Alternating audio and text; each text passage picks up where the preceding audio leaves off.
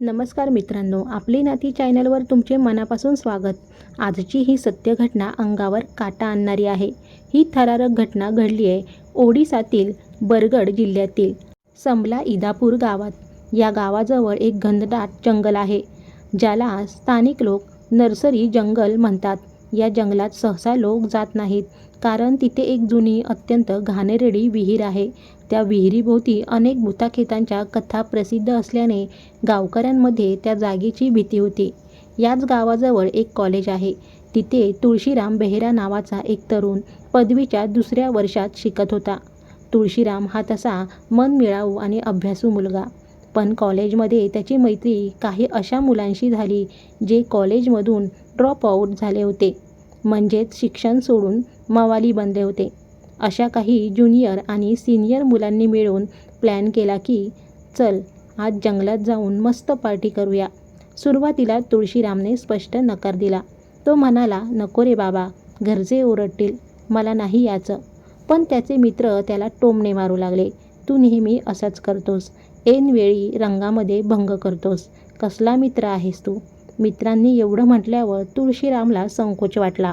त्याला वाटलं नकार दिला तर मित्र काय म्हणतील. मनात कुठेतरी भीती होती, आतून नकार येत होता, पण मित्रांच्या दबावापोटी तो त्यांच्यासोबत जंगलात जायला तयार झाला. रात्रीच्या अंधारात जंगलात पार्टी सुरू झाली. दारूचे पेग मागून पेग रिकामे होऊ लागले. जसा दारूचा नशा चढली तशा जुन्या आणि छोट्या छोट्या गोष्टीवरून त्यांच्यात वाद सुरू झाला. वाद इतका वाढला की त्या ड्रॉप आऊट मुलांनी आणि इतर मित्रांनी मिळून तुळशीरामला बेदम मारहाण करायला सुरुवात केली. त्या नराधमांनी त्याला इतकं मारलं की तुळशीरामचे हातपाय हलणं बंद झालं आणि तो रक्ताच्या थारोळ्यात तिथेच बेशुद्ध पडला. मित्रांना वाटलं की तुळशीराम मरण पावला आहे. आता पोलिसांच्या भीतीने त्यांनी पुरावा नष्ट करायचा ठरवला. त्यांना माहीत होतं की जवळच एक ओसाड विहीर आहे, जिथे कोणीही फिरकतही नाही. त्यांनी तुळशीरामला उचललं आणि त्या खोल विहिरीत फेकून दिलं. विहिरीत पडताच पाण्याच्या जोरदार धक्क्याने तुळशीरामला शुद्ध आली. त्याने वर पाहिलं तर त्याचे मित्र तिथून पळून जात होते. तो भीतीने काही वेळ गप्प राहिला की जर तो ओरडला तर ते वरून दगड मारून त्याला खरंच मारून टाकतील. काही वेळाने त्याने ओरडायला सुरुवात केली, वाचवा, कोणी आहे का, मला वाचवा. त्या निर्मनुष्य जंगलात त्याचा आवाज ऐकणारं कोणीच नव्हतं. मित्रांनो, 1 दिवस, 2 दिवस, 3 दिवस अन्न नाही, पाणी नाही. विहिरीतील पाणी इतकं दूषित होतं की ते पिता येत नव्हतं. त्यात साप, कीटक आणि जळू फिरत होते.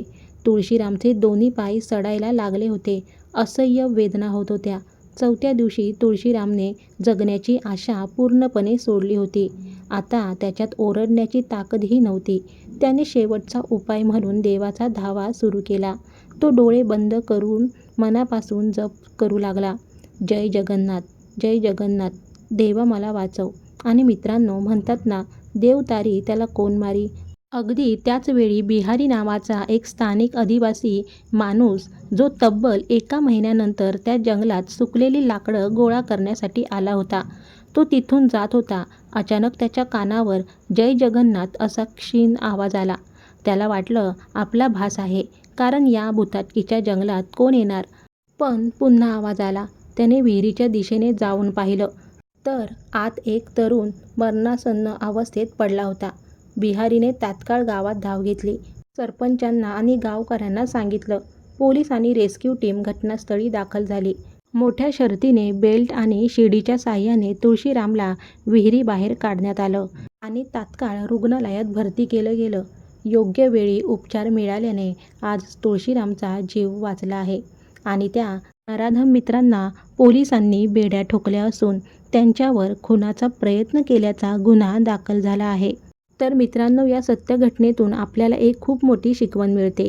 नातेसंबंध आणि मैत्री नक्कीच जपली पाहिजे, पण जेव्हा तुमचं मन आतून सांगत असेल ना की ही जागा सुरक्षित नाही किंवा हे लोक योग्य नाहीत, तेव्हा मित्रांना स्पष्ट नाही म्हणायला शिका. मित्रांना वाईट वाटलं तरी चालेल, पण स्वतःचा जीव आणि सुरक्षितता कधीच धोक्यात घालू नका.